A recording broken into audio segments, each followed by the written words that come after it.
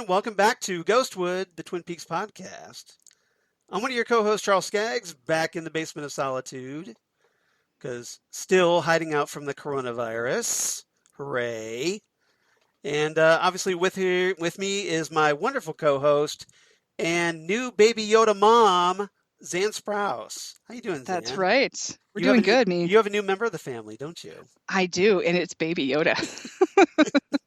I ordered one of those Mattel plush Baby Yodas back in October, and it arrived yesterday, and it's amazing. So if you follow Xan on Facebook, and you really should, some adorable as hell pictures of her with her Baby Yoda, and just talking to her, right here on Skype, she looks all kinds of maternal, Baby Yoda. Yep, he's my little guy. He worked with me today. He sat at the window and just looked out the window. She kind of cradles him. She snuggles up to him, and it's all kinds of adorbs. The baby, he needs to be taken care of. I'm not going to drag him around by the arm up and down the stairs like some little child would, Seriously. I love him and hold him and name him George. And he's named him George, yes. But he showed up. His big black eyes are like reflecting in the monitor back at me. I know, aren't they so sweet? So cute. He's so cute. Those soulless black eyes. No. Like a doll's eyes. And I knew that what was behind that boy's eyes was purely and simply evil. Yeah, and don't get me started. And we won't talk about. Don't get me started on Halloween. And we will talk about how it comes to life, and then we'll try to kill her in her sleep. We won't talk about that. It'll be the most adorable murder you've ever heard of. It's going to be so cute. Can you imagine this little hand holding like a little knife? Like do the hand thing, baby. I mean, come on. How adorable is that? It's the cutest, the cutest Chucky movie ever. Seriously. Oh man, yeah. If there was a Baby Yoda that would like talk to you and like, walk around and, help you do voodoo stuff, that'd be so cool. But no, so it's kind of been like a Baby Yoda birthday because Chris did me a Baby Yoda drawing for my birthday. And I saw that. That was just exquisite. It was pretty awesome. Yeah. So because of the fact that it was a quarantine birthday for me. Yeah. Yeah. So happy belated birthday. Thank you very much. I have been 44 years old for 5 days now. Oh dear God. I am in my mid 40s. That's craziness. Yeah, well, when you start putting a 5 in front of that, let me know. Yeah, I'd rather put a 5 in front of it than not put a 5 in front of it. And you know what? So you know what that means, Charles? I'm still staying at home. Thank you very much. Like anybody with a brain should be. Anybody with a brain is doing. And they keep saying that they're going to try and open some stuff back on May 1st. Yeah. But I'm still going to keep doing what I'm doing for a while, I think. I'm going to stay away from stuff because I don't want to immediately run out. Because the first thing I want to do when we're able to do stuff is I just want to hug everybody. Right. And I'm not going to do that. I'm not just going to go hug everybody and then make it worse. So, but so what I did is I had like not at least until there's a vaccine. Seriously. Yeah.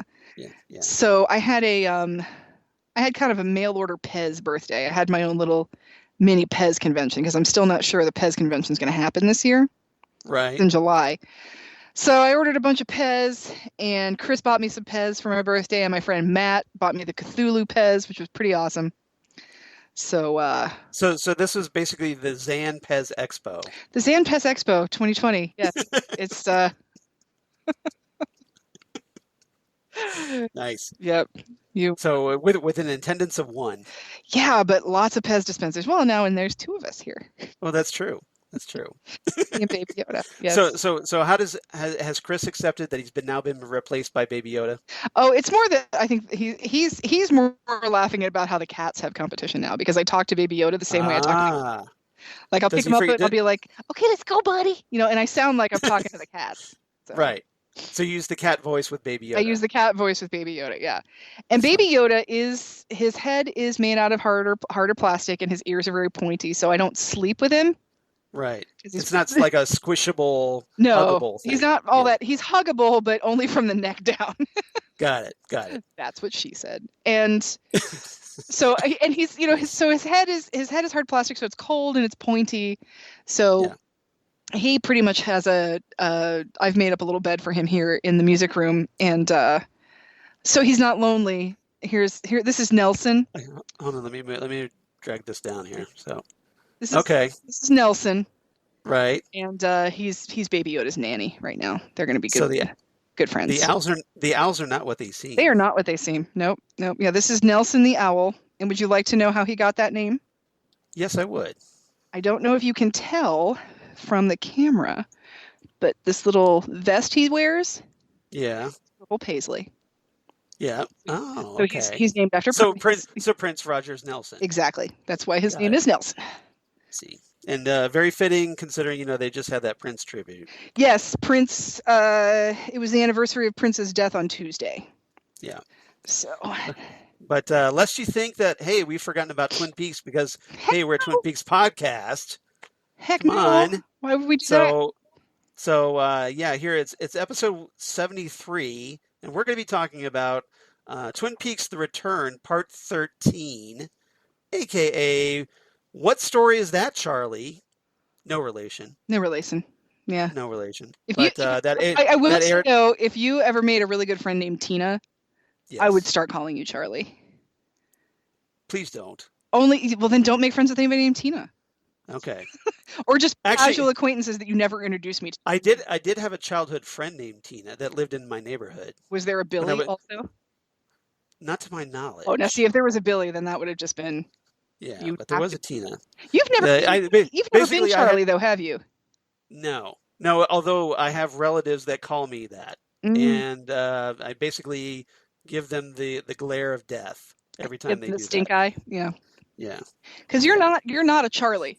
No. But basically, my parents grew up, like when I was a kid, my parents would call me that. Okay. And then as I got older, I think I got resentful of it and then decided, well, screw that, I'm going to be called Charles. So you were Charlie at one point when you were little. Yes. When you were little. Okay. Yeah, that's what I was called. Gotcha. But yeah. Were you that typical you were only Charles when you were in trouble? No. Okay. No, it was just more like, like I'm very super serious, so I'm going to call myself Charles. Oh, I gotcha. So, Yeah. What's your middle name? Gerard. Oh yeah, that's right. Yeah. Like Buck Rogers. Yeah. But yeah, I could or Gerard Christopher. So yeah. Oh yeah, there's that too. Yeah. I was just thinking like maybe, if you were, Charles Gerard, you knew you had done something really bad. So yeah, no, I never got the 3-name treatment. I never really did either because I think my parents, they just didn't have time to say all those syllables. Well, why would you bother if you could just yell? Yeah, that's the thing. You're not a Charlie, and I'm not an Alex. I never was an Alex. See, and I love the name Alex. It's just, am I an Alex though? I think you could be. Yeah. Because you do have that very hip mentality. But Xan is so much hipper for the hip mentality, though. That's true. It is. Yeah. You're right. Yeah. Xan is a hipper name than Alex. Yeah.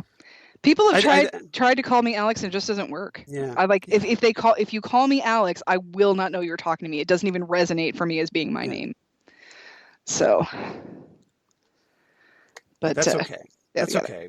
We love you as Xan and forever shall that be. That's what I've always been. My parents named me Alexandra with the express purpose of calling me Xan. So that's good. That worked out. At least but you know what you really aren't? What? You're not a Chuck. I can't begin to tell you the amount of fights I've almost gotten into with people over that. Oh, I'm sure. Because, just to try to piss me off, they try to call me that. Mm-hmm. Because, they see the name Charles, and for whatever reason, their brains cannot process. And they think they're going to be your buddy by calling you your nickname, and then they pick the wrong nickname, and now you just hate them. Yeah, exactly. It's like no. Like if I wanted to be called that, I would call myself that. Don't you get that? So it's like maybe you could show a little respect and like. Call me what I want to be called. Seriously. But a lot of people just they can't grasp that notion for whatever reason. Yeah. Here's the one thing I want to say. Read my damn SIG file. Okay? Don't get my email and then say, "Hey Alex, thanks for your email." You didn't freaking read it. Or if you got like a, "Hey Charlie, thanks for reaching out." You didn't read my SIG file. Read my damn SIG file. That's all I'm saying. The only way I would ever call you Chuck is if I were your lesbian best friend that wore sandals all the time. And then I'll call you Marcy. No, that would be Peppermint Patty. Marcy calls Peppermint Patty Sir, and she calls Chuck. You'd have to call me Peppermint. But my point is that yeah, that's true. Oh, that's true. Yes, I'm sorry. I did have it backwards, didn't I? You had your lesbian comic strip characters mixed up. I did. I obviously need to brush up on my lesbian comic strip characters. I'm sorry. Yeah, you do. You really do. I'm Allison Bechtel would be very disappointed in you right now. But yeah, did I just fail the Bechtel test? You failed it. You just failed it right there. Yeah, no. If I were your lesbian best friend, I would not be able to resist calling you Chuck. But okay, that's all right. That would be. I think it would be justified. Yes. So speaking of Charlie Seth, and his and all the work he has to do, and it's late, and he doesn't want to go to the roadhouse. I was trying to figure out how we got down that road, and I was like, oh yeah, Charlie. See, it doesn't even resonate to you as being your name. That's how much of a not Charlie you are. Exactly. Yep. All right. So yeah, we're talking, like I said, Return Part 13 came out on August 6th, 2017.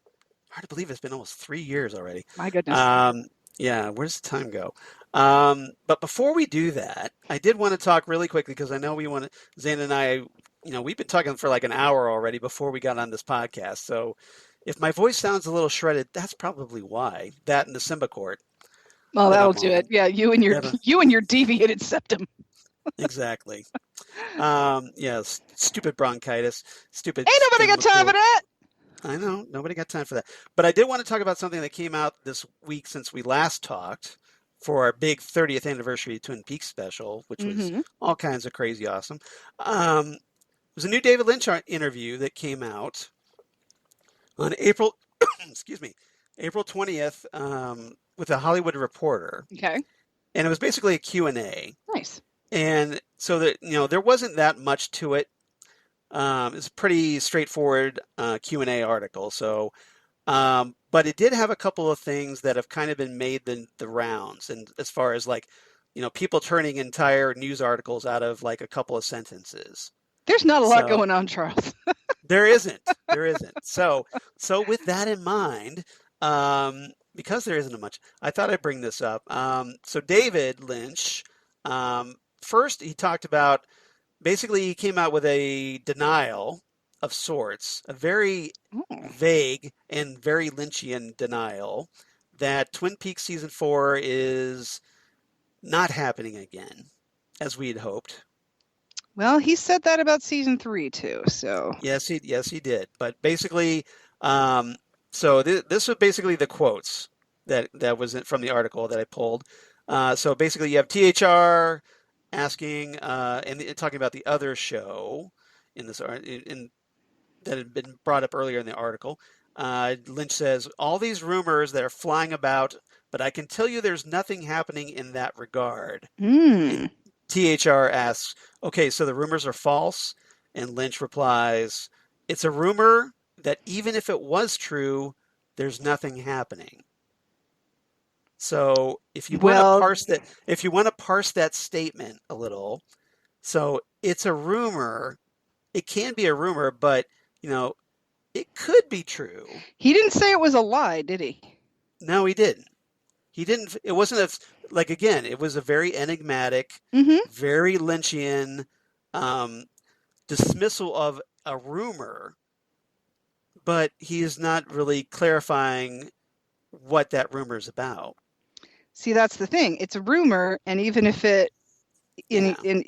the thing is, I would expect that nothing's going on right now. Nothing's going on right now. Right. We are in quarantine, Yeah, so essentially, that particular context that you just described could be like there's nothing happening because, hey, all the production is shut down. Because there's literally nothing happening anywhere in the world right now. Exactly. So therefore he could amongst thinking humans. So therefore it's like, that rumor you were kind of hoping for? Well, there's nothing going on right now because, hey, there's no coronavirus. There's that coronavirus. Yeah, there's nothing going on right now because there's nothing going on right now. So What do we know at this point? Probably absolutely nothing. We don't know a damn thing, and that's how it should be. We are going to know what he wants us to know when he wants us to know it. All I know is Jennifer Lynch sounds really positive, and Kyle MacLachlan had brown hair earlier this year. So exactly. That's There all you I go. know. That's your argument. That's a good argument, though. It's not even an argument. It's just all I know. That's giving me hope. I need something, Charles. Baby Yoda knows, but he's not telling. This is the plague, okay? I need something to hold on to for after the plague. I need security, damn it. I need something. Well, now I have Baby Yoda to hold on to during the plague. Exactly. Oh, he's got a little bean bottom, so he's all weighted and he'll stand up by himself. He's so cute. I am not going to make it through this podcast without that. Yeah, see, Baby Yoda is here with me right now. I'm holding his little hands, and he's making little hand movements, and he's looking at Charles and just sort of moving his head. I really shouldn't. And he's pretty awesome. So that's gross. That is awesome. All right. So on a side note, though, in that same article that I wanted to bring up, he also talks about Dune, or at least THR asked him about Dune. Oh, about the Villeneuve Dune? Yeah, about Denis Villeneuve, excuse me. His new upcoming adaptation of Dune, which we found out was going to be basically broken up into 2 movies. That's good. Dune could easily be 3 movies. It could be It could be We're Still on Caladan. It could be Oh My God, We Were Betrayed, and it could be the Kwisatz Haderach. But of course, one of my questions is like, well, okay, so where does he split the book? That's a really good question, and I'm wondering. I'll bet you it's like once he meets up with the Fremen, it's going to be because that's a good place. That's a good place. That's my theory, but or like he takes the Water of Life or something like that. Water of Life is kind of towards the end of the book, though. Oh, that's true. It is. Yeah, that's why I'm thinking when he first meets up with like Kynes and the Fremen and. Yeah, I can see that. After, like, the first movie could end at the betrayal of House Atreides and, like, the death of Dr. Yueh. Yeah. Maybe they end with calling him Muad'Dib. Or something like that, or just he meets this girl, this desert girl, and she does the whole "tell me of your homeworld" Usul type of a thing. Yeah, the Chani. Yeah. Yeah, and then it's over. But yeah, it's like it's up through to the betrayal. Yeah. And maybe that'll end, and then it'll be the rest of it. Yeah. So. But now I kind of want to try to go through the book and try to figure out where they're going to split it. Oh my God! Don't make me read Dune again. I've read it like 90 times. It's been a while since I've read it. It's been a while since I've read it too. I've read it 4 times. I read it actually. I think I read it like 2 years ago for a book group. Probably 20 if you count the original Marvel Comics movie adaptation. Oh my goodness! Yeah, there's that too. Yeah. But that had some cool Bill Sienkiewicz. Are you following Bill Sienkiewicz on Facebook right now? Yes, I am.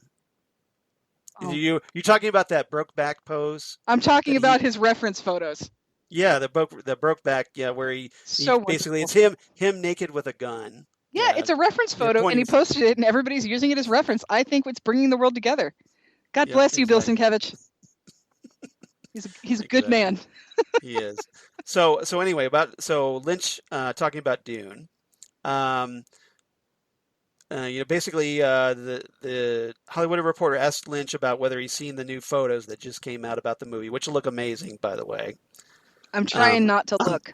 I'm already sold on this movie. I'm trying and failing, but I'm trying not to look. It's worth it to me to check it out. But Lynch says, basically tells the reporter, well, look, I've got zero interest in Dune. And when they ask why is that, Lynch says, quote, because it was a heartache for me. Yeah. It was a failure, and I didn't have final cut. I've told this story 1 billion times. It's not the film I wanted to make. I like certain parts of it very much, but it was a total failure for me. So even if it's not it's not talking about his Dune movie, just the subject of Dune alone, just brings up so many bad memories, and I get that too. But it's David Lynch doesn't let go very easily, I don't think. Well, he's a very feeling person, and I understand that. Right. Yeah, I get it too. It's very personal for him, obviously. I got 2 words for you, Charles. Yeah. Alan Smithy. Yeah. Anytime Well, you see the name Alan Smithy, some shit went down that probably exactly. wasn't good. Well, I've got 4 words for you. Well, actually 5. Hashtag release the lynch cut. Hashtag release the lynch cut. And I don't care if that's 8 hours. Yeah. I'll watch I'd rather see it. I'd rather see the David Lynch cut of Dune than I want to see the Zack Snyder cut of Justice League. I'm sorry. Thank Maybe you that's very much. maybe that's me. Maybe that's me. Okay, Criterion. Yes. Hope you're listening. Yes. Here's what you're going to do. This is your mission, Criterion. If you choose to accept it. And exactly. Tashin, if you're listening, what you're going to do is you're going to get the idea book of stills and what is it? Why can't I think of words right now? But the imagery, the drawings, the storyboards, that's what I'm looking for. Yes. The storyboards of the 2 remaining copies of Jodorowsky's Dune proposal. And Tashin, you're going to publish that as a book, and you're going to get together with Criterion, and you're going to sell that for a $200 package deal. Well, now would be the time, considering, hey, there's a new Dune movie coming out. Maybe you want to cash in on that. Maybe you do. This would be really good timing right now. Because honestly, I mean, I have nothing but faith in Villeneuve. So. Oh yeah. And I know, there isn't that much to look forward to, right now as far as a film. There's Dune and Ghostbusters. That's what's keeping me alive right now. Well, for me, there's the new Bond movie, there's Black Widow, and Bond movie. No Time to Die. Yeah, I forgot. The last Daniel Craig movie. Forgot about that one. No, and there's also Wonder Woman 1984. I am so excited about Wonder Woman 1984. I can't even begin to tell you. So, and then there's Dune by and Villeneuve. Ghostbusters. There's Ghostbusters is in there. Yeah, Ghostbusters. The Afterlife. Yeah. But yeah. But I don't think that's. Does that have a release date? It was supposed to be May. But it got pushed back. Yeah. Stupid plague. I know. So depending on whenever all these movies come out, I would be fine if they did how they did with Onward, where they just released it on pay-per-view. Right. I mean, I would still go see it in a theater, but I would hope. I mean, I would love it if they did that. Yeah, but I don't think they would do that because for a spectacle like Dune, it's probably just not. You want to see that on the. I mean, after watching Blade Runner 2049, do you really want to see Dune for the first time on home video? If it means I can see it earlier, I'm fine with that because I told you, Charles, I have a 4K television because of Blade Runner 2049. Okay. I bought a 4K television and a 4K Blu-ray player specifically so I could watch Blade Runner 2049. Because I love it so much. I do love that movie too. And interestingly enough, I own the 4K release. Uh-huh. In the hopes that I will eventually get a 4K television. Well, it was more like I needed a TV, so we just got the 4K one. Okay, you figured, well, we need the TV, so we might as well upgrade. Yeah, but for sure the Blu-ray player was because of 2049. Yeah. All right. Okay, so let's switch gears back to Twin Peaks. Let's get it started. From Blade Runner 2049. Although it is fun to talk about that, and I would love to talk about that, but this isn't exactly the podcast for that. Denis Villeneuve, so it's tangentially Lynch related. We should really do a movie podcast so we could talk about this stuff. Where the hell else are we going, Charles? I know, right? Jeez. We were talking about doing a Star Trek podcast. I'm like, I don't know. I got pinball 3 nights a week. I ain't got shit right now. We should be talking about Picard, damn it. Exactly. Well, hey, that offer is still perfectly valid. I know. Let me stop being a hot mental mess, and then we'll talk. Okay. Yeah. You kind of need to get some things in order first. I got this new baby. Yes. You're a new mom. I'm a new mom. I'm up all night now with force shit going on. Exactly. Yeah. It's not good. He's like, every time I turn around, he's got like some frog moth in his mouth. I don't want my little baby Yoda to eat a frog moth. I don't want to F with this. You see how I kind of tied that in with Twin See, Peaks a little bit? everything is tangentially Lynch related. I tried to do that, but this world is wonderful and strange, Charles. Is a place both wonderful and strange. All right. Strange. So if everybody's ready, I know we're resuming our commentary. So if you'd like to play along with us, get your Blu-rays or what have you queued up to the 1 minute 33 second mark for the return part 13. We're at the black screen of blackness. Now it's dark. Now it's dark. Right after the credits and just before the episode begins. So if everybody's ready, we will do this in 3, 2, 1. Boop. Doop. Doink. Doink, doink. Is that what you want? Doink, doink. And now we, as we're all synced up. And we are back in Vegas. Zany, upbeat, percussive music. Oh, see, the Mitchum brothers have millions of dollars and they're very happy. Yes. Yeah, they got that nice big check from Dougie. They ate some cherry pie. I really don't know how much better life can get for the Mitchum brothers right now. You know, Dougie's still alive, thankfully. I feel like that's the most whimsical facial expression Sizemore has ever made. Right. it's that big cartoonish expression. That look on his face. Yeah. What? It's like, are they going to kill me for not killing Dougie Jones? Oh. Like, we got presents for Bushnell Mullins. Well, I don't know if any of those have a pie in it, so I don't know if I even want those presents. Dougie, you might want to call your wife because you're going to be out late tonight. And we're going to deliver a gym set to your house. And she's going to wonder why that's happening unless she knows that it's happening. Right. Oh, my gosh.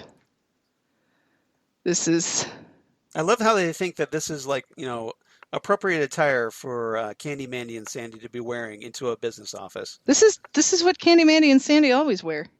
I know. Every single day, apparently. Why are the cufflinks in that giant box? Do they have the entire, their closet, just these dresses? A new car!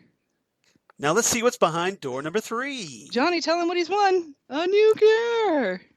Everybody's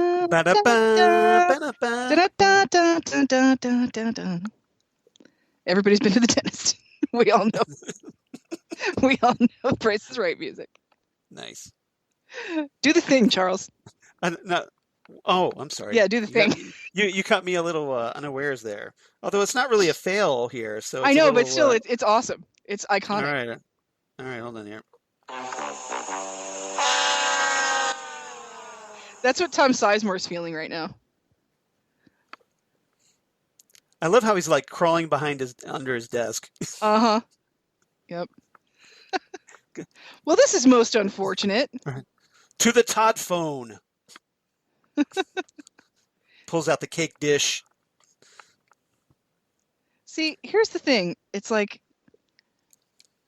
who's running the show with who now? I don't. Right. Starting to lose track on all the people that want Dougie Jones murdered. Well, you can cross the Mitchum brothers off, but Duncan Todd apparently Duncan Todd still wants Dougie dead. Well, Duncan Todd is getting phone calls from New York, right. So yes, David Bowie still wants him dead. His mysterious benefactor. Yes.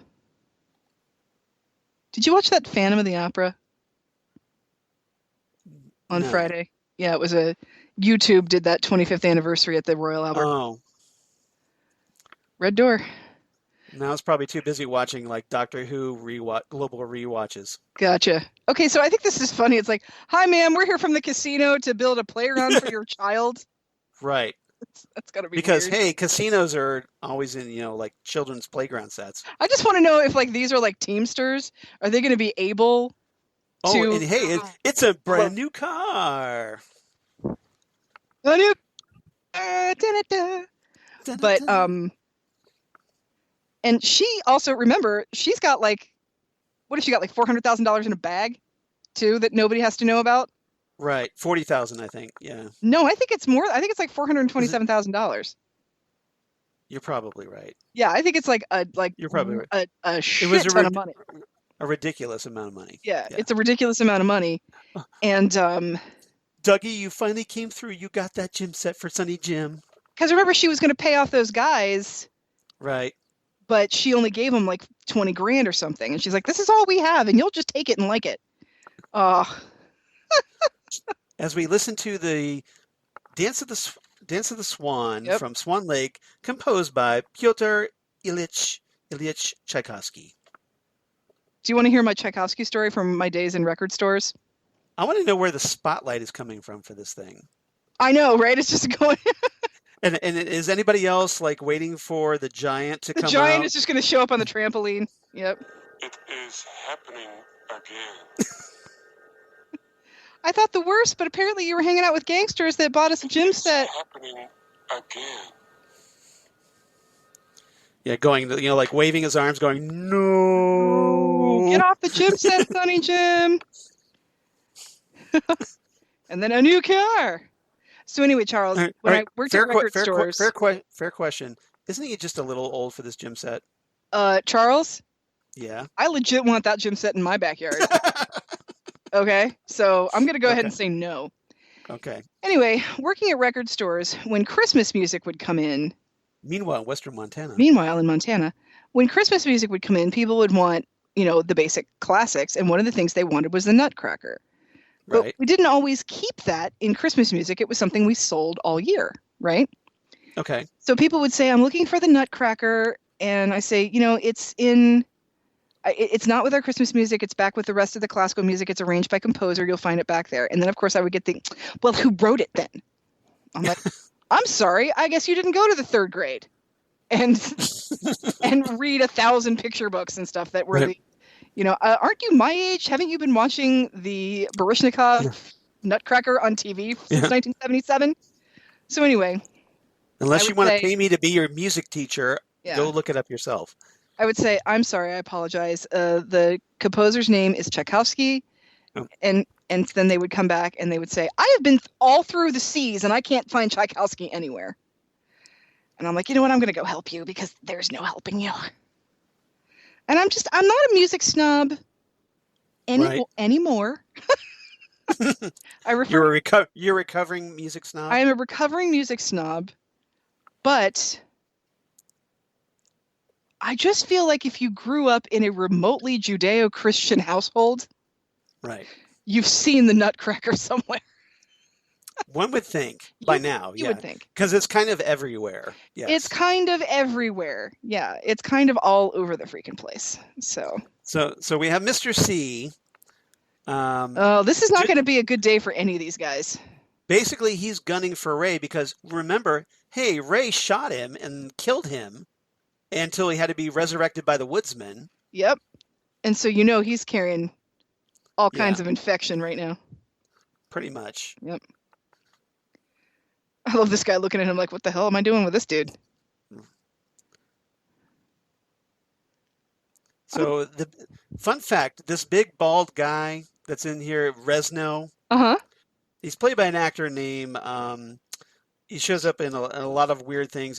His name is Derek Mears. Okay. And if you're a DC Comics fan, you probably know him from the very recent DC Universe series Swamp Thing. Oh. He played Swamp Thing. Nice. Okay. Yep. He was Swampy. He was also. Go ahead. He kind of puts you in mind of what's his name from The Hills Have Eyes and yeah, I know. Some Kind of Wonderful. Right. Yeah. I can't think of his name though right now. What's wrong with me? And the Humbug episode of X-Files. Yes. Yep. Which is one of my all-time favorite X-Files episodes. Oh my gosh.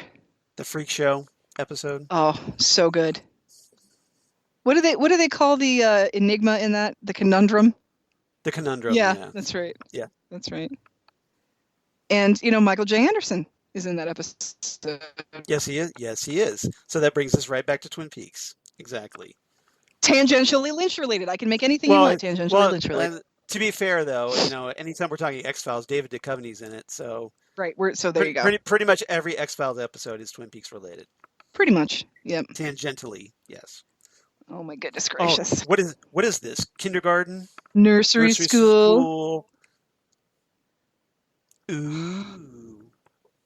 You become our boss. Well, here's the You get a copy of our home game, you get all the rice-a-roni you can eat, my friend. the San Francisco treat. Yep. See, and here's what's crazy about this is like I feel like there's like 19 guys in this room all just packing all kinds of heat. Right. Why are they not just murdering him? Pretty much, right? Yeah. You would think.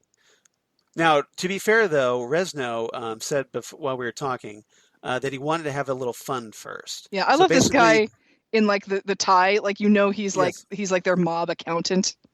Yes. That's like he's like this Well, really not usually a really nice guy, but he's got a really bad cocaine problem. Well, his description, his character name is called the farm accountant. The farm accountant, yep. Yes, that's actually his name. So I thought that was kind of funny. Oh, this is not going to end well for you, Resno. So basically what we have right here is Mr. C versus Swamp Thing. So that's kind of cool, right? My money's on Mr. C, I got to say. Yeah. I Well, mean, we've seen this before, so even we kinda know how even this turns before out. I knew, I mean, Swamp Thing. Here's the thing about Swamp Thing, Charles. He's kind of Right. nice. Right? He's a little too nice. Yeah. I don't know if you saw the '80s TV show, but it was like a Beauty and the Beast type of ripoff show. Well, I mean, I was a big fan of the original movie with Dick Durock And Adrian Barbobot. and Adrian Barbobot and Yep. Louis Jourdan, Louis Jourdan. also the bad guy from Octopussy. You know, I must have seen that movie twice. You know what's great about you, English? Octopussy. That is a crowning moment in Homer Simpson's dialogue history. Wrestling arm on the table. So let's wrestle. Let's just hold hands. No, you tell me if this hurts. Wham! Yeah, I got to think that maybe Sarah Douglas could take him. Oh my God, seriously. Did you see that? Did you see what I did? I have powers. I have and powers. reason here. Yes. Yes. I don't think anybody quotes more Superman 2 than you and me. Well, definitely you. You're better at it than I am. You I thought started it when I went to Australia. That's true. Australia. That's just because it's one of my favorite lines in that movie. Why do you say these things to me? Yeah, I always have to do the peace signs. Yeah. The Nixonian peace signs every time I yep. quote that. Yep. Australia. Why do you say these things to me when you know I will kill you for it? All right. See, Mr. C is like given a false sense of security here. Like he's having a little fun with Renzo here. Yeah. Renzo said, let's have a little fun. And he's like, okay, let's do that. So should I just like hold my arm here? What happens if I hold my arm up here? Tell me if this tickles. Oh my goodness.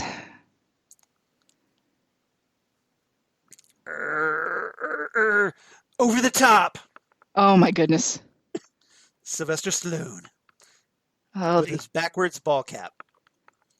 Who did that song? Was that another John Parr? Was that Survivor again? I forget. No, I don't think that was Survivor. Okay. I forget who that was. Because I feel like Survivor and Sylvester Stallone are eternally entwined in the world of culture. I think it's Sammy Hagar. For Eye of the Tiger. Let's see. Robin Zander from Cheap Trick did In This Country. Okay. And let's see. I'm not sure who else. But it really hurt when you had my arm down here. So I'm going to bring my arm back up again because this hurts me. Yeah, Sammy Hagar does Winner Takes It All. Okay. Not like the ABBA version, though, right? No, I don't think so. Whoa! See, Renzo. Sometimes my arms bend back. Sometimes my arm's been back. Oh, see, Ray, you need to be just running. Pretty much. Why is Ray still here at this point? If he knows that Mr. C's gunning for him. And he's very, what I think is interesting about this is this feels like something that Cooper would actually do. Like, think about Cooper being challenged to an arm wrestling match Right. when he's at One Eye Right. Jack's. I feel like he Yeah. would say this exact same thing. Doesn't it feel? Oh, Smash. yeah. And then punches his nose right through his face. Like inside out, practically. See, Ray, you should have been running a long time ago. You know, I understand that this was a. Anybody got a Band-Aid? Anybody got one of those things that you can do on a car to get a ding out of a car? I think that might help. Maybe if you give him mouth to mouth, you could pop his nose back out if you blow really hard. I like how they all give them their shitty phones. Right. It's like, doesn't anybody have a decent cell phone? All these Blackberries. What the hell's wrong with you guys? Right. Uh-oh. We love our crackberries, man. Things are looking shady for Ray. Meanwhile, the farm accountant. Yeah. Here's my thing about when you see criminals like this. Right. Yeah. Do they not have a shower in this fortress facility that they're hanging out in here? Right. I don't get it. I mean, Ray's probably the cleanest one of the bunch, apart from the farm accountant. Well, and it's probably because he just got there like 2 days ago. Yeah. He hasn't had that layer of scuzz fall upon him. You know who the farm accountant probably is like? He's probably like Cyril from Archer. Yeah. You know? Well, you know who the farm accountant is. It's Colin Robinson from What We Do in the Shadows. Oh my gosh, yeah. Colin Robinson. He's the He's the energy vampire. He's the emotional vampire. Well, no. That was the emotional vampire was what's her name from Saturday Night Live. No, it's both of them. They're both emotional vampires. No. He's an energy vampire. Oh, is he an energy? Okay, then That's why he was a little confused at first by what's her name as the emotional vampire. Yeah, Vanessa Bayer. Yes, Vanessa thank you. Bayer. That's her.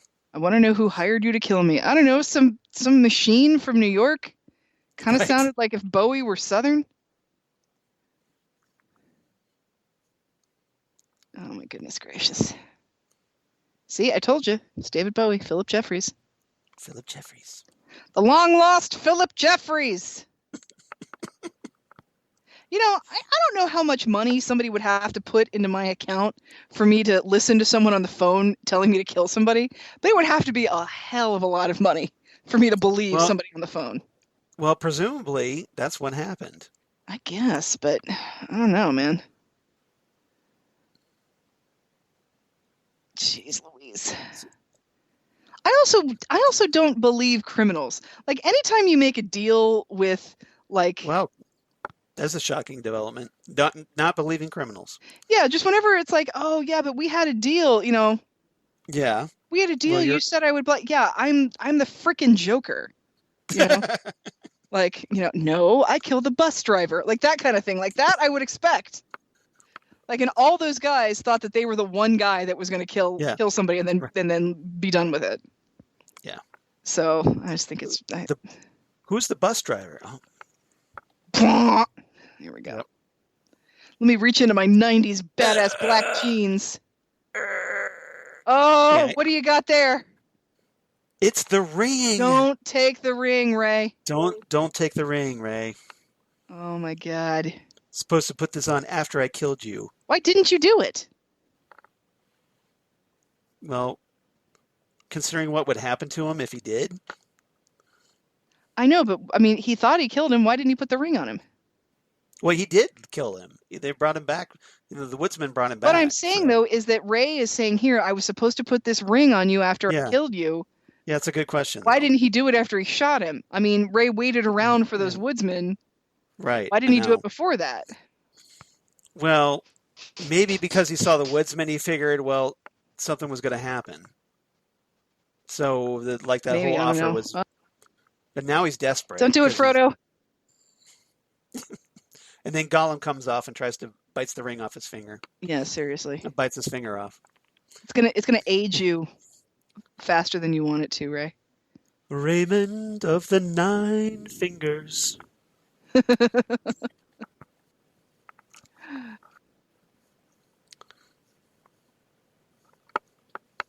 Do you really think you could actually trust the numbers I gave you? I don't even know what I was.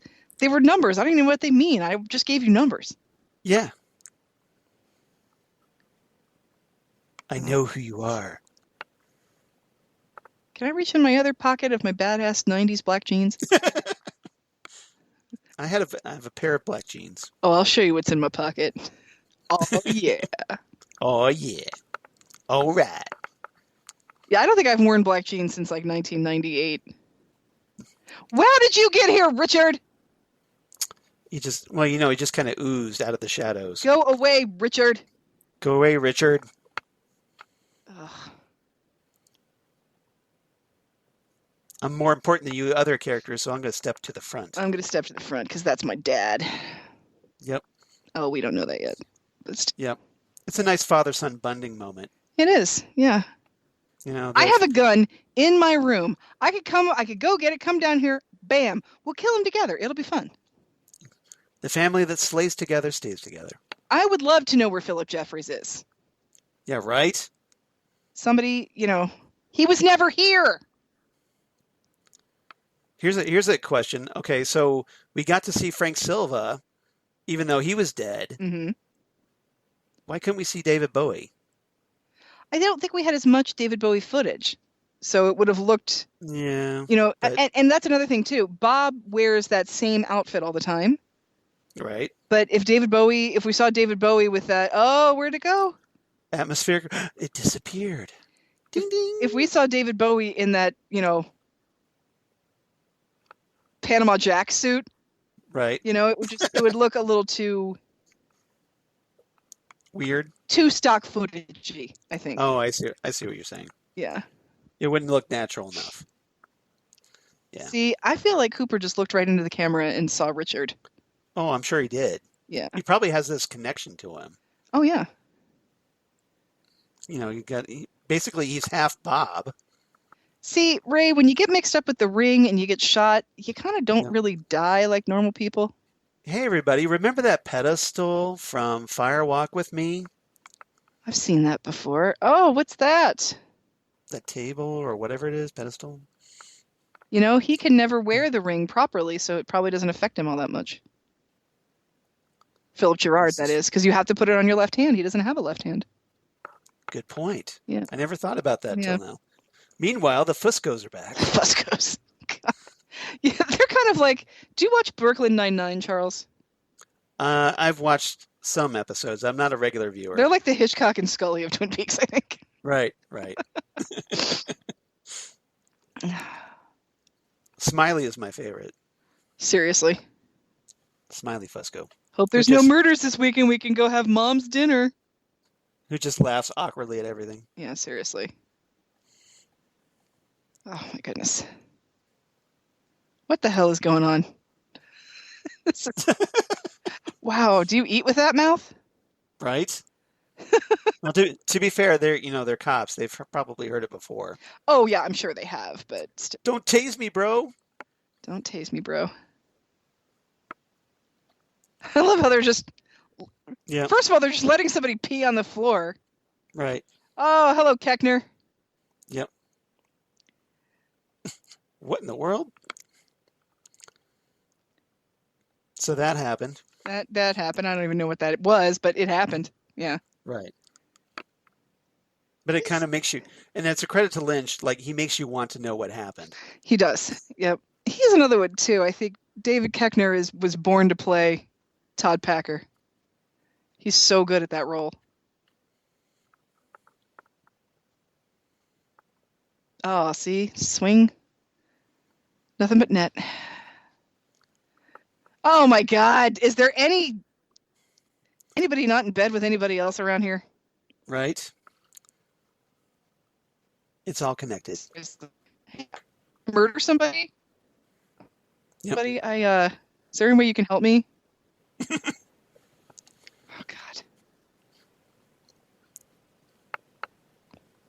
You're not supposed to call me where I work. See, every police station has a Chad. And that's the Chad. That's this one's Chad. What?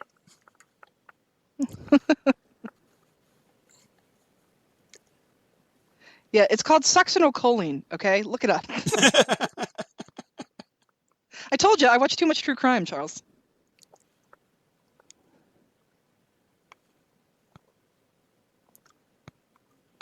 Needs more haloperidol. Haloperidol, that's another. What do they give you? Haldol? How much? How much? Know your doses. It's elementary. Sizemore is fascinating in this to me because he's so like not, for being the villain, he's so not like totally scary. Well, he's a goofball. Yeah. You know, he's a very comedic villain. Yeah, and I think he's good at that. I think he's, you know, Yeah, he's got a flair for it. Sizemore is like your perfect bad guy too. I mean, one of my all-time favorite movies is Strange Days. Yeah. Is that with Ray Fiennes is in that? Uh-huh. Yep. Yeah. Sizemore is so.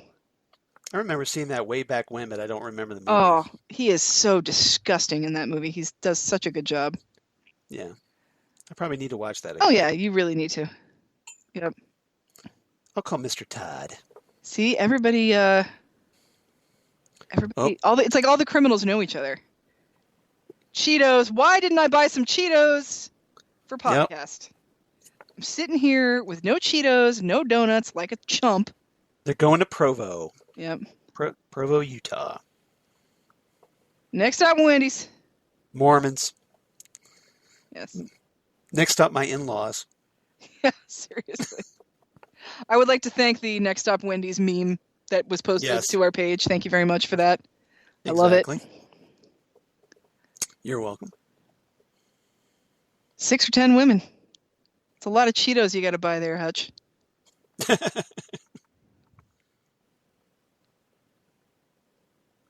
Yeah, seriously. If you're not supposed to have alcohol and you're not supposed to have caffeine, you can only have sex with 10 women so often. Well, to be fair, maybe Hutch bought like one of those big value packs. I would. Especially if she's going to be on her period soon. Right. The F if I am!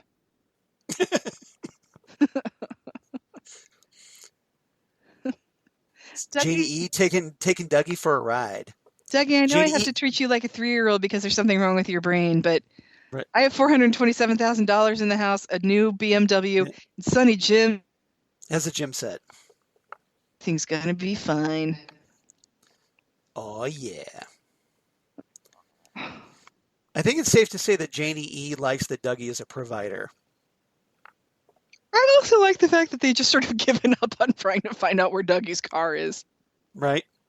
Well, think about it. They've got a BMW. Who cares about that other crapmobile? Yeah, I guess. Because they still have her car. They have her... Yep. Her SUV type of thing. They seriously traded up. So she's not out of the car. No, they have a second car again now, but it was all done by the Mitchums. Hey, Doug, you want this coffee that I just poisoned? Oh, wait, I'm not supposed to tell you that part. The question is, will they get a new Dougie Love license plate? I love him walking into the door. Right. Bonk. Oh, it's so cute. Bonk. He's still working on that door handle thing. Now, obviously, this is part 13. So, if you remember, when we watched this the first time, we're just still incredibly frustrated. This is torture. The Cooper progress meter has not gone higher. That he can't even open a door. See, and I just love how everybody is like. I mean, this just goes to show you how shitty the healthcare system in our country is. Right. Because people aren't saying, why is he here? They're just like, oh, here's Dougie with his head injury. Let's help him out. He still has to come to work. Coffee. Coffee. Coffee for the great Dougie Jones. Yep. Zymons. Szymons. Apostrophe S. See, and every time he sees a cup of coffee, I get excited. Like, is this going to do it? Is this it? Is this the one that's going to make him Cooper? Nope. Oh, man. Nope, not yet. Not quite. Needs more pie. Totally. Why don't I have pie either? What is the matter with me? I want donuts. I had some Seriously. birthday cake and I finished it, and so now I'm sitting here like a sucker. No pie, no Cheetos, no donuts, You got no nothing. Wendy's. I don't No have Wendy's. Wendy's. Next stop, Wendy's. I- Have you tried Wendy's breakfast, by the way? No, I have not. It's not good. There's too much pepper in the sausage. Interesting. I tried the breakfast Baconator. I think I got through like half of it, and then I just picked the Is it- bacon off of it. I would like to try their sausage biscuit. Yeah. I don't know. Yeah, see? 'Cause I love a good sausage biscuit. I do too, but it's like I feel like, the McDonald's ones are so good. Why am I bothering Yeah. with Wendy's? Well, the McDonald's ones are only good if they're like not rock hard from the drive-through. True, yeah, but they're really, they're when you get them and they're new and the bottom is like crunchy because Yeah. it has so much, grease on it. It's so good. Just a little poison, no big deal. Just a little bit of poison. Hey, Charles. Iocane powder. So you knew that I would switch your glass with mine, so therefore Wait till I get going. wait till I get going. I'm not going to do that whole bit because we could, and we would not be the first We people could. to do it. No, we would not. Yeah, I'll bring you a slice. Enjoying my coffee.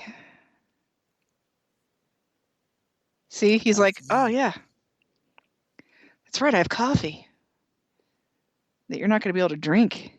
Dun dun dun dun dun dun. I forget where. What's this on Anthony's shoulder here? A little dandruff. Well, just a little bit. Need that Selsun Blue there, Anthony. The stuff on the left side is tingling. Do you understand what that means? It means that it's working. Dave, what about the show? Oh, to hell with the show. This is science. This feels so good. Oh yeah, keep that. Oh, yeah. Oh, yes. Now I'm relaxing. See, you're too tense. Doug, He cries. I'm supposed to I'm so tell sorry you. I poisoned your coffee. So remind me why he's in bed with Duncan Todd. I'm guessing Duncan Todd knows something that Anthony did. Like That's maybe what I'm he knows. thinking, yeah. Maybe he knows that Anthony embezzled from Bushnell Mullins Insurance Company, or something. Something, yeah, I don't know. He's like, fine, I'll just take your coffee then. Or remember, like maybe he, it's a casino debt. Who knows? Yeah, that's a good point. Yeah, I forgot about that. He's like, I don't care who drank this coffee, I'm drinking this coffee. Yep. Secondhand coffee. Yeah. Oh my God. Want some pie? I would say that my mouth is watering, but it's more like it's spasming, thinking of Do you have that little lip quiver going? I can't see you because you're turned back to me. more people will come with you thinking we have bunch of pie. When you gotta go, you gotta go. Wash your hands. Right? Especially now. Dang it. Dougie, I'm sorry. Oh, he's like, no, it's fine. I have pie now. Yeah, I'm good. Don't worry about it. Bro, I'm good. It's all good. Meanwhile, at the double R. Dark clouds over the double R. Meanwhile, where the rest of the pie is. Yeah. Shelley still wearing 2-inch high heels, Aw, waitressing. Shelley's very stylish. Even if she's not terribly practical Not about af- it. Oh, And not afraid to wear a low cut at her yeah, age. he's been gone for 2 nights. You know what? Then that means he left you, and you're going to come to my house and forget about him. And then you're going to maybe go to Bloomingdale's, get yourself a facial, maybe buy some new dresses, and then hire a decorator to come in here quick. Because damn. Oh, goodness. Oh, Becky. Did you flashy thing me? When is my own flash? When you all right. Oh, vanilla ice cream Yeah, sounds seriously. really good right now. Come down here and I'll give you a piece of damn, all right. It's like I might be addicted to heroin, but that pie sounds really good. Well, she's got a case of the Mad Munchies, yo. Oh my gosh. Yeah, come and live with me and what's his name? What's his name? The guy that Shelley's seeing now. What's his name? Oh, Stephen Burnett. Oh, no. No. You mean Shelley? Shelley. Red. Yes. Red the Magic Man with Aw. his magic coin. See, he's coming clean. Bushnell Mullins is not a bad man. Yeah, that's what I'm gonna do. I'm trying to. So here he's gonna explain it to me now. Thank you. See, I've been working for Todd. You could act like a man. I don't want to do. I don't know what to do. He already told me. I know all about it. That's why That's why I gave the Mitchum brothers $30 million. Anthony, let's talk. You're just pathetic here. Yeah, I'm really kind of mad at you right now. But I'm ready to. I love that. I'm ready to. My contempt for you is subsiding. I love it. I'm this close to coming out of boxing retirement to punch you in the face. I'm coming out of boxing retirement just to punch you in the face. I would love to have seen that, though. You are my number one sales agent. Don't forget your lucky duck.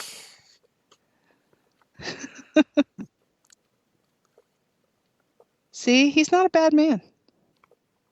He's just misunderstood. No, Bushnell Mullins. Well, Bushnell Mullins has never been a bad guy. No, that's what I'm saying. He's like, look, I know you got me. You made me lose money, all that stuff. I thought you were my friend. You sold me out, and right. But I know who the real problem is. The real problem is Duncan Todd. Yeah. Fredo, you broke my heart. I know it was you, Anthony. And you broke my heart. Broke my heart. Broke my heart. I love how he just picks the right thing to repeat at the absolute right time. Right. Oh my goodness. Well, he's summarizing. I'm not asking, I'm telling. You're going to do what I tell you to do. I want to fix the mess I made. Because I know that you know that I know that you know that I know that you know. Do you, though? You know? You got to be in the know to know, you know? Thank Dougie. Aw, Dougie Jones. I love how in, the course of, a week, right, Cooper has turned Dougie Jones's life around. It's pretty great. He's not, he's just trying to come back. He's not even really, trying hard. Yeah. It just kind of falls into place like that. How you doing, Bobby? Well, I killed a guy, so... Yeah, I got that hanging over me. So here's a little bit of trivia. Apparently, this was the first scene that he shot for Twin Peaks: The Return. Really? Really? Dana Ashbrook said this. Nice. Yep. Oh, okay. Did anybody go with her, or was she by herself? What's up, Ed? You just leave because we want to see Ed and Norma back together, okay? I know, right? Oh, how much do I love Big Ed? Big Ed throwing Bobby a bone here. Thanks, Big Ed. But I killed a guy, right? And well, that's okay. I almost killed your nephew, buddy. Well, I wouldn't have killed him. I just would have beaten the living crap out of him. I almost caused my wife to commit suicide. I feel like this is an interesting thing. The stuff that he found is very, the stuff that he finds is, very, I feel like this could be an X-Files episode. Right. With the stuff that Don Davis is leaving behind. It's like a treasure hunt. Okay, now I want spaghetti and garlic bread. I think I'm just maybe hungry. I think you're hungry. Well, it is almost 10 o'clock as we're recording this. Yeah, but I ate something before we did this, but it was just a bowl of stew, though. So it wasn't. Yeah, I've made a habit to eat before we do this. Yeah, podcast. It's probably best for all of us. All right, I think it's time for Baby Yoda to go to bed. Oh, is he gonna go nap time now? Yeah, he's just Oh. gonna sit. He can stay up with the grown-ups, but he just has to lie down and be quiet. Hey, 8 is enough fans. It's Grant Goodeve. Oh, is that who that is? That's who that is. That's Grant Goodeve. Nice. I'm gonna take my plate of gravy, and Bobby and I are gonna go sit in the lonely ex-husbands or the lonely ex-boyfriend section. Yeah. I know where my place is. It's away from you. Oh my goodness.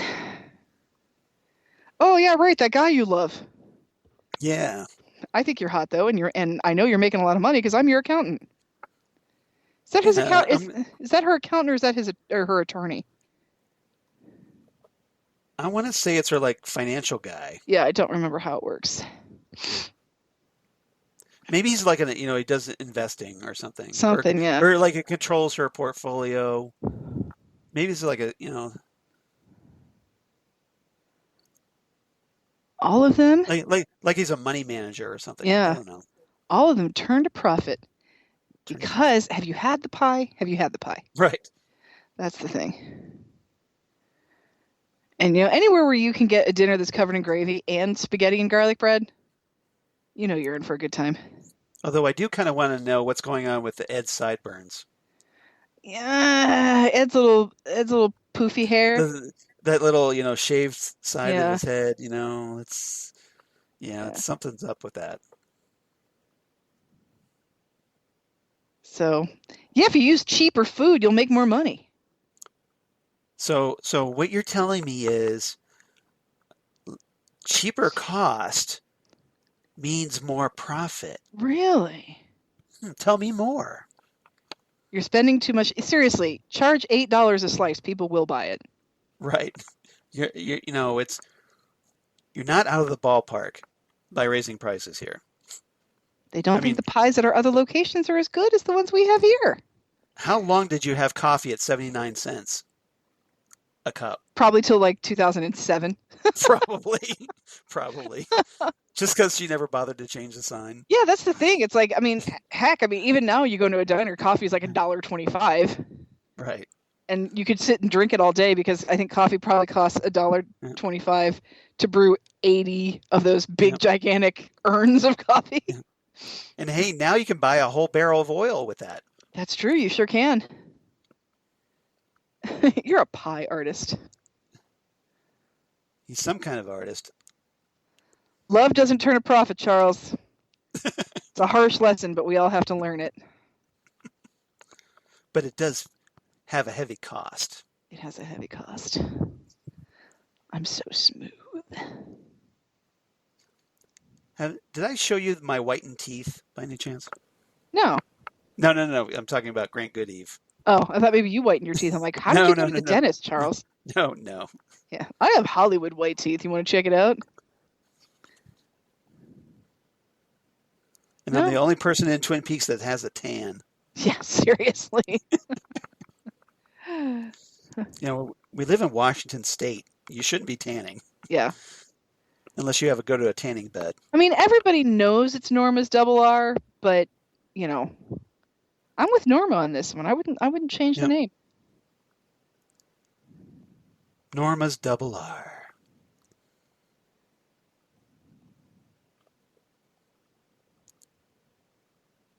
Are we on for dinner later? Yeah. Because, we're sort of dating. And we're going to make Ed jealous. Because basically I'm going to swindle money from you. I feel so bad for Ed right now. Yep. Oh, she's smiling at him, and Ed is basically gritting his teeth into Run Silent Run powder. Grapes, my favorite retail outlet establishment in Twin Peaks. With a nice golden shovel in the window. With a golden shovel in the window and silent drape runners. I don't even have like a Shamrock Shake that I can drink right now. Like Nadine. Looks more like a smoothie. I know, but it's green, so it reminds me of a Shamrock Shake. Probably some weird. Someone listens to my video podcast?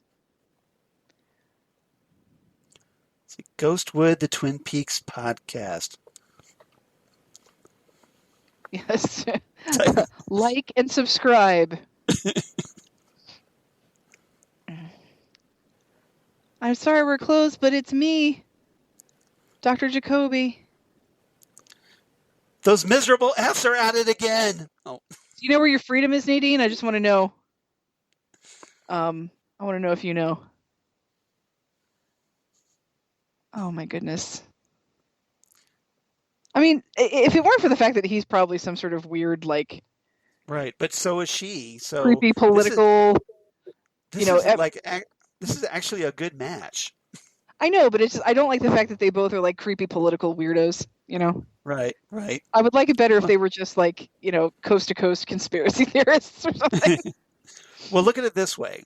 Would you rather they hook up with somebody else and mess their lives up, or would you rather they mess up each other's lives? And I know he's not a doctor anymore, but she was his patient at one time, so this is a little awkward. That's true. Yeah. He does kind of know her sort of intimately. Yeah, because I'm sure Mike told him some stuff. Probably. Because do you have any idea what the combination of sexual maturity and superhuman strength can result in? Hilarious. Nice. That's probably one of his best lines ever. Oh, that's the best line Hirschberger ever has uttered in his entire life. Yeah. Although a fantastic line was said to him one time that I absolutely love when he was on 6 Feet Under. Yeah. He was working for the rival funeral home company. Okay. And he starts to say something to the boss of that company, and she says, "Just because I effed you doesn't mean..." Palmer House. Yeah. Oh, yeah, the repeat of the boxing match. Yeah. And there's Bushnell Mullins just knocked his opponent down. Yeah. I would laugh. She has to be watching a Bushnell Mullins. She fight, has right? to be. Yeah, she has to be. So, anyway, so this woman looks at Gary Hirschberger and says, "Just because I effed you doesn't mean we're on a first name basis." Right. I just love that line. I think it's funny. That's a good line. He's on the ropes and he goes down. You know what, Charles? If I had a nickel for every cigarette that Sarah Palmer smoked, I'd be dead. You'd be a bit. I'd be dead. Yep. I want to know where she got this match. It's like she pay for like premium cable to go like watch old time boxing. I think it's YouTube. She's just watching YouTube. Of course, right now that's all they're showing on ESPN because there's no sports. Did you watch that televised horse tournament? I did not. Oh my god! The fact that we are so hard up for sports that we are watching televised horse cracked me up. So I watched like 5 minutes of it. I'm like, I can't even. I'm like, horse is just as boring to watch as it is to play because horse is mostly standing in a line waiting for somebody to do something. So we have to think it's Frogmoth here, right? I think this is Frogmouth. Something's going on. Yeah. We instead of doing like Leland or Bob, now we do like Sarah or Frogmoth. Sarah or Frogmouth. Yeah, exactly. I will say that, minus the cigarettes, this is kind of me right now during this quarantine. Right. Just in my pajamas, pissed off. All those bottles. Pissed off that the vodka bottle is empty, going up and getting another bottle of vodka. Right. Just drinking the Mr. and Mrs. T's right from the jar. You kind of wonder why she doesn't have like a little mini fridge in the living room. Well, I mean, she's living there alone.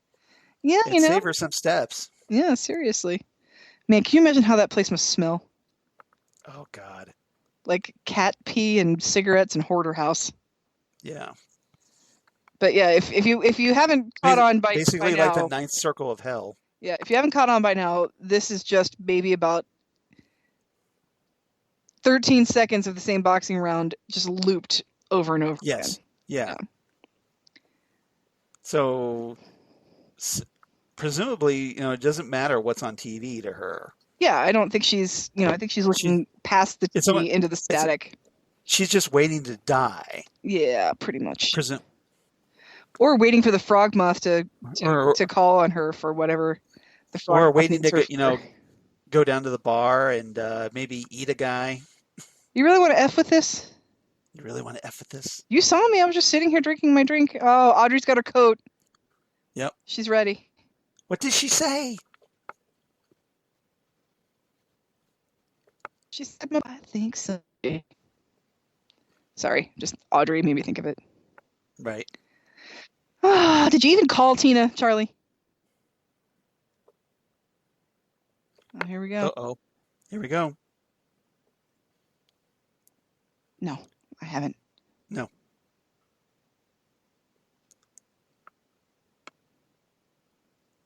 haven't. I'm Charlie. I'm very boring. I have to work late. I'm very self-assured.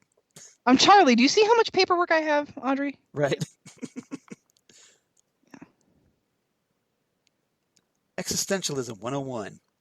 Yes, thank you, Audrey. You mean thank you, Charlie? No, I said thank you for telling Charlie to F off with the Right. Existentialist Oh, 101 okay. crap. Got it. Supposed to go to the Roadhouse Roadhouse. and see if Billy's there.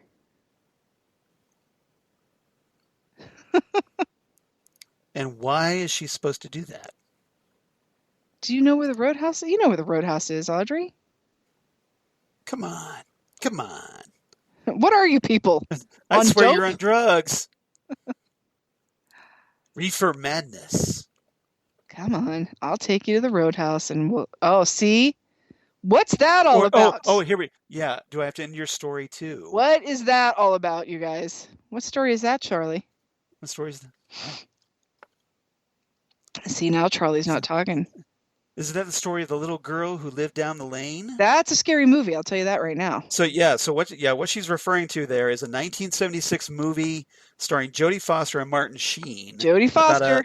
About a mysterious kid whose absent poet father and secretive behaviors roused the suspicion of conservative neighbors in a small town in Maine. Spoiler alert, the father is dead and she's just pretending like he's still alive because she doesn't want to be taken away by Children's Services. It's like Ghostwood here. It's like Ghostwood here. Yep. So. She said the thing. My main question about that is, oh God, look at how good she is. She's angry, then she's crying, then she's terrifying. God, she's so good. Showing the range. Oh, she's so good. I love her so much. Ladies and gentlemen, the Roadhouse is proud to welcome this pine cone. James Hurley. Oh, Charles, I still can't get over how excited I was to hear this song. I mean, I made fun of this song for 20 years, and then a lot of people did. And then he starts playing it on this episode, and I literally started to cry. I was like, "Oh!" I think it's hilarious that David Lynch is redeeming the song. And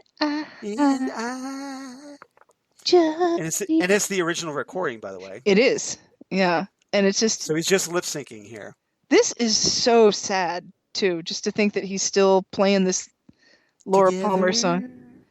Forever. Well, to be fair, he recorded it with Maddie and Donna. In love. Still, But now he's singing it to Renee. But he's thinking about Laura with this one. Right. He's like Bobby. Laura Palmer brings back some memories. Brings back some memories. And I. We're the backup singers who sound exactly like Maddie and Donna Hayward. That's why he hired them. Right.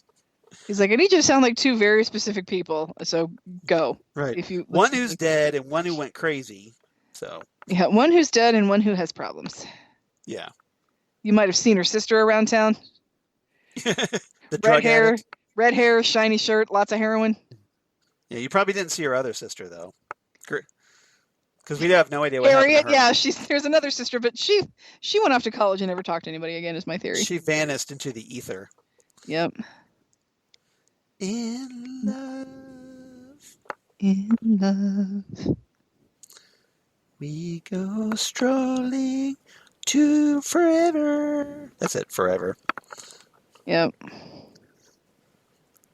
Say what you will, when a guy sings a song just for you. Here's the thing, though. When a man who's 20 years older than you is singing a song to you, right? I don't know if it's about you. That's when you got to be a little concerned as to who that's actually about. Exactly. But he was giving her the eye earlier in the season. I know. I'm just saying, it's like... And the fact that, by the way, she's married, because James has never learned his lesson about that, apparently. Oh, maybe she's married to somebody who's mean, and James is going to, go live with her in her house, and her brother is going to try and help her. No, it's the James Hurley saga part 2. No. I said I was shocked at how happy I was to hear this song. I'm like, really? That's impressive. Oh, poor James. What a tortured soul. I have to think that David Lynch just is like, everybody who hates this song, well, screw you. Go F yourselves. You're going to love this. I'm bringing it back, baby. I'm bringing it back, and you're going to friggin' love it. Big Ed's Gas Farm. Big Ed is not on the level. All repairs strictly cash. I mean, come on. Bear with me. Get it? Ed with his takeout Cup of soup. Cup of soup. So sad.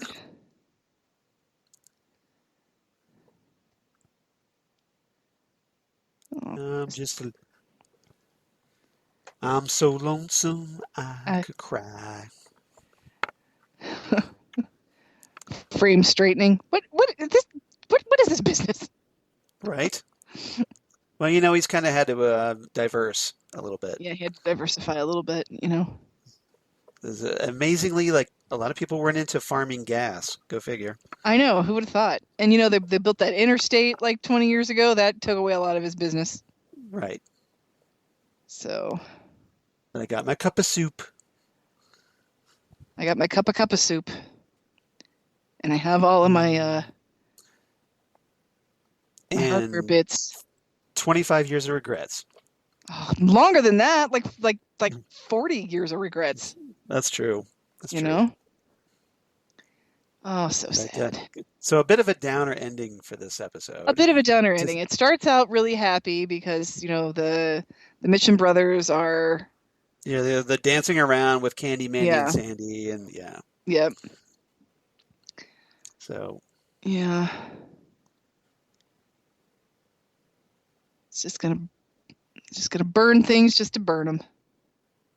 I thought he was gonna set fire to his whole gas farm there. Yeah, I don't know if I'd be playing with matches at the gas farm. Right.